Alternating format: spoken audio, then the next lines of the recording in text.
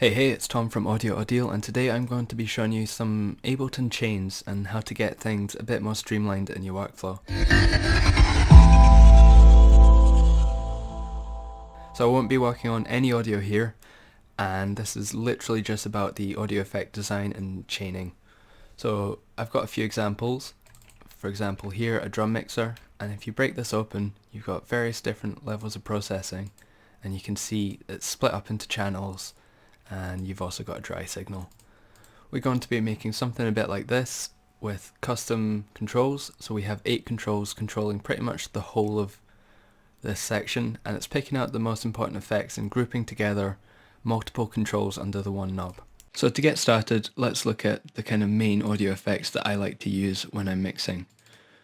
Generally at the very start I'll use a compressor. If I'm maybe working on vocals I might add a gate to start with, but let's look at the compressor to start with. We have ratio and threshold being the main ones. What I normally do for an input is have a ratio of about 1.5, and then the rest of the work is just playing about with the threshold.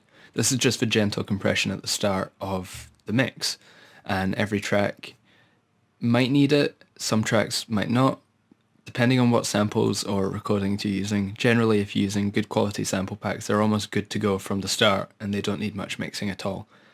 But that's not to say you shouldn't have a chain just kind of ready.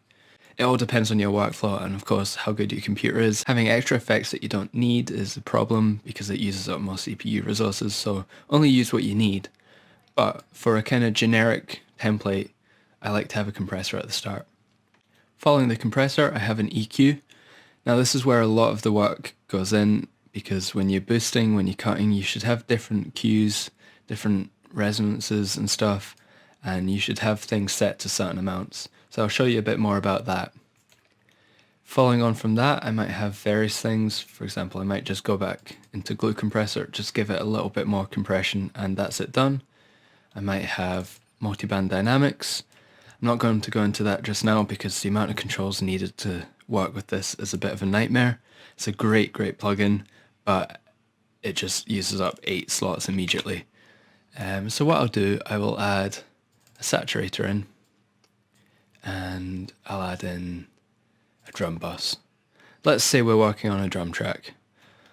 I'll actually put the drum bus after the compressor and before the EQ. Let's group them together. So now we have this.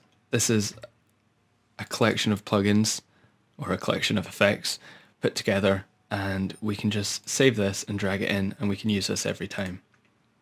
The key thing here is the macros. I'm going to delete this utility plugin for just now, and we're going to work with the macros. So the ratio on the compressor is set, and I want a simple compressor knob. So let's just map. So you click map, whatever you want to map, and then let's map it to here. Now this macro controls the threshold. I actually want to reverse this, so when I bring this up, the threshold goes down and the level of compression increases. So let's just click on here, set it to 0, and set this to -15. Now you will see as I bring this up, the threshold goes down. This is a gentle compressor, so we don't want to be compressing all the way down to -15, but having that flexibility is quite good. Let's rename this to compressor or comp, because if we name it threshold, you might expect as you bring this down, the threshold goes down, but it's the other way. So we'll just name this compression, as in level of compression. For macro 2, I quite like mapping a bunch of things on here. So let's take the drive, map it, the crunch, map it, and the transients. If we were to do this from 0 to 100% on the drive and the crunch, it would be pretty awful. So let's set this to 0 to 20%, 0 to 20%. Let's set this to 0 to 0.2, which is 20%. We could also set it to -0.2 and +0.2, but I really just want the punch in here. I don't want to remove transients. I don't really use samples that are too transient, and if I do, I can just compress them out and they'll sound thicker anyway. So let's have a look at this. Macro 2 will now control drive, crunch, and transients. And as you can see, it takes almost a full rotation of this for them to only go up 20%. So this is quite a good one. As you get better, more advanced at this, you might find you want your drive going up to 35%, maybe crunch down to 17, transients could be all the way up to 1. Doesn't matter, you pick what you want, and this is easy to customize after the fact anyway. You just go into the map and you can play about with these. We will name this drum boost. And that's a nice and simple way of doing that. So now immediately with just 2 knobs, we have pretty much automated 2 plugins. Sure, we don't have the complex attack, release, knee controls, but for just gentle stuff, when you're just slamming this on and pretty much jumping straight to a preset, you can set these to forget. For example, the input compressor, you never want a high ratio, so I quite like this. The attack and release are fine for now. More precise mixing, you want to tweak these, but that's all fine. And then drum bus, I love the boom setting, but it can get quite a lot. And all of these, if you want it to compress, you can just set that on and off. But the goal of this is to actually just get rid of all of them and hide them under this kind of faceplate and just have these 8 controls to maximize space in here, and also just to have it easy. You can assign these to, for example, my MIDI controller has 8 dials on it. I can MIDI assign this one to one of the dials and just have a mixing surface right in front of me. You might have a DJ controller. You could set all these mixing controls to that, and it just makes mixing a lot faster and a lot easier. Let's open this up again. For EQ, I tend to have several key points that I look for. So the first one is cutting out the low frequencies. I normally have 30 Hz roughly cut out. Everything below that should be just noise, maybe on a sub or a bass synth I might go down to 20. But for drums, generally the boom of the kick and everything is a bit higher. So let's keep that at 30 Hz and let's keep the Q there. But for a drum track, maybe right before a drop or to thin things out, you might want the frequency to go a bit higher. So what I'm actually going to do is I'm going to map this and I'm going to put it here. Frequency, let's say from 30 Hz to 450 Hz. A big annoyance I have with Ableton is when this jumps around. You click on it, you set something and it rearranges. So just bear that in mind. Make sure you're not changing other frequencies as you go along. Now you will see as I do this macro, it sweeps up. If we are looking to do this for a build-up, we might want to add some resonance as we go higher up the frequency. So let's actually set the Q as well to here, and we want the Q, it's moved again, and we want the Q to match kind of what we're expecting. So let's keep this flat here. We could go really high, that would fill out the low end, or we could go really low. Let's just try and keep it flat on the line. As we go up, you'll see the Q goes all the way up to 18. That's obviously way too high. So a good thing to do when you're dialing in these is turn it up to minimum and set the lowest amount, turn it up to max and set the highest amount. So the highest amount here is way too high. So let's bring this down. Let's just have, as you can see here, this line is a 6 decibel boost. That's probably too high again. So let's set it to 3 decibel boost. And as we sweep up, we just see this little peak come up, and that just adds a little bit of resonance. So let's rename this to low. Now then, the next frequency I really like playing about with for drums is 110 Hz. So let's click off map here and just set this in, 110 Hz. This won't need to change. We have it here. We have our gain, and this is the punch of the kick. So when you're in a club and you feel that really strong thud, a lot of that frequency is here. What we want to do is map the gain here. At present, it will go all the way up to 15 and minus 15. We don't want that. So name frequency to gain A. Let's do it to minus 5 and 5. We will see, there we go. The other thing, when you're boosting, you want a bit of a wider Q, and when you're cutting, it's generally recommended to have a narrow Q. So what we'll do, we'll also map the Q here. And again, it's jumped. Q. Let's have a look. So we're at our minimum here. We want it to be quite narrow. So I say that's a good amount there. Let's turn it up to max. We want this quite broad, but not too broad. So maybe like that. One thing I am going to do is actually make it -5 to +3. Just because a broader boost means you're boosting more volume.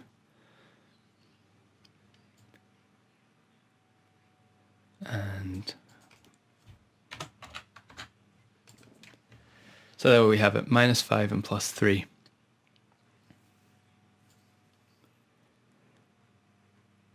That looks good. Let's just set it so the gain is 0.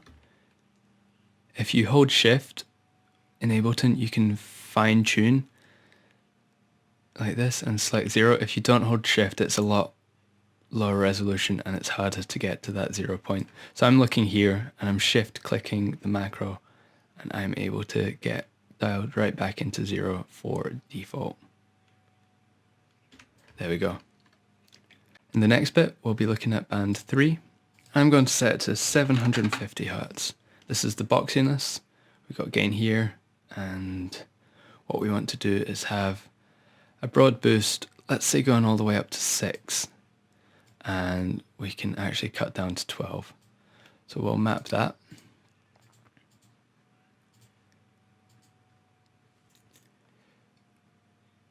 Band 3, -12, max 6.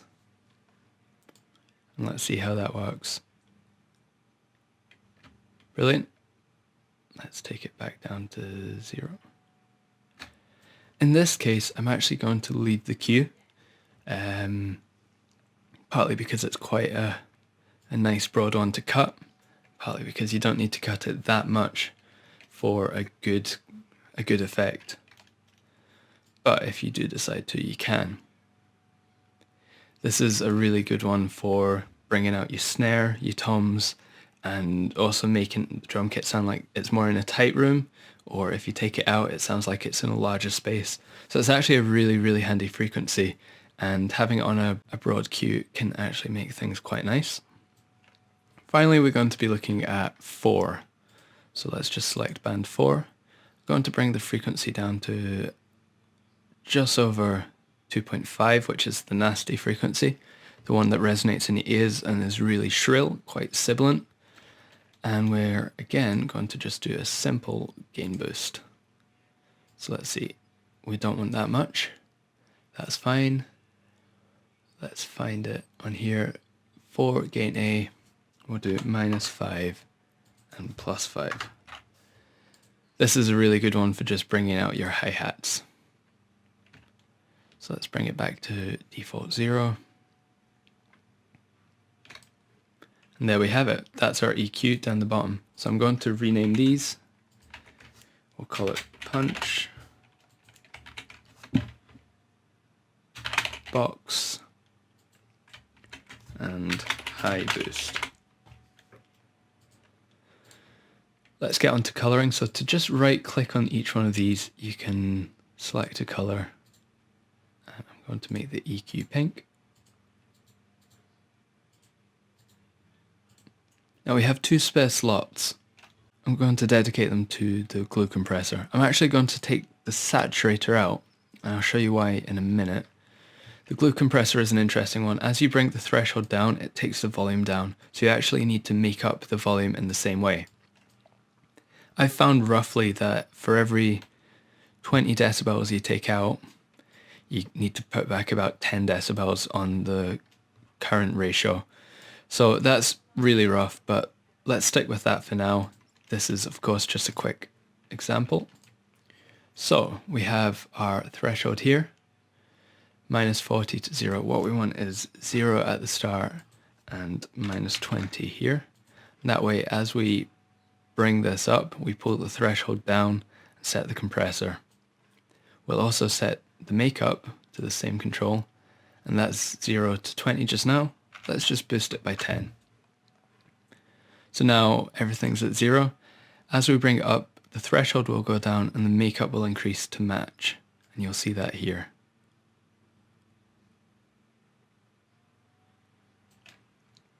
Let's call this glue. And we'll make this orange. Now then, this is where it gets really cool. In Ableton, you can chain effects in different ways, but you can chain them parallel as well. So I could have all these effects running through here, and I can split the audio and have a different chain. Let's say I wanted a flanger and a chorus and a phaser and all sorts of things, and then they mix back together, and anything on this chain won't affect this chain, and vice versa. So for here, what I'm going to do is I'm going to add a delay. Let's do a delay. Nice and easy.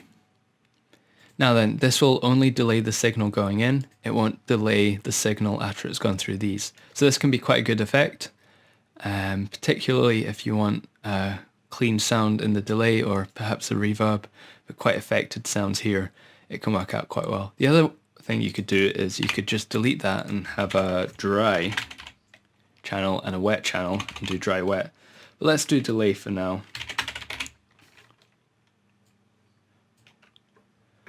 And we like ping pong delay. You have several options. If you want this to just be the delay channel, I recommend you have it on wet. But if this channel is super affected and sounds very different from the dry signal, you might actually want to have a bit of a dry wet mix in. But generally for a dedicated delay or reverb channel, just set it to 100% wet. What we could do now is, instead of controlling the delay by the dry wet knob, which you'd normally do if it was the only thing on the track, we'll have it at wet and we'll actually control it here. So we can map the chains here, call it delay. And as we bring this up, the volume of the delay channel will increase. I'll turn this off so you can see here. As we bring this up, the volume of the delay goes up. One thing I noticed there is it goes all the way up to 6 decibels. We don't want that. We want it at 0. And let's make this a nice white color. So we'll call this main effects. And we've got delay. There we go. We have ourselves a nice audio effect rack. Only thing left to do is Control R it, name it, Cool Rack. I like that. And we can get rid of them, we can get rid of the chain control. And if we want, we can edit the info text, boost the volume with compression. For example, glue, we could set the info, say it glues it together. Glues it together. And this is just a really good way of sending these racks between yourself, your friends, maybe customers. And it's a good way to teach people how it works. They can open it up, they might want to see the main effects and see exactly what does the punch control do. Or, for example, how does the delay control bring in the delay? So it's a good way of teaching people using these, but it's also a really handy way of just getting things set.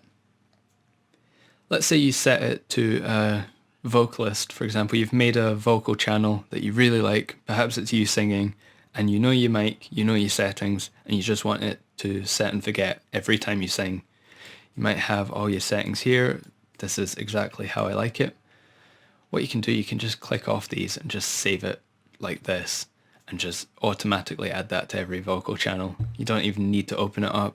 You don't even need to tweak anything. You can just minimize it all the way down and have that. But generally what you want is just to have it as a default, and you can use this. And making racks like this means you actually have a lot of flexibility. You tend to make music in the same way each time. Kudos if you don't, if you're experimental and stray away from things. But people tend to stick to their own workflows. So if you can create a workflow that can fit into these 8 macros and just do that, or perhaps if you had maybe the first 2, for example, compressor and drum bus, and spread the macros out between these 2, and then a second one for EQ and compression again, then you have a bit more control. But it's a great way of condensing your workflow into small things and not having effects fill your whole screen. really useful. I recommend you go right now, try it out, save the ones you like, set settings, and share them with people, you know? Yeah, show people how to do it yourself, because this is a really good way of streamlining workflow, and it's especially crucial for understanding how signal flow works, how the effects play together, and, you know, if I'm doing this control, it's not just controlling one frequency, it's controlling the cue, and you need to understand the theory behind why that works as well.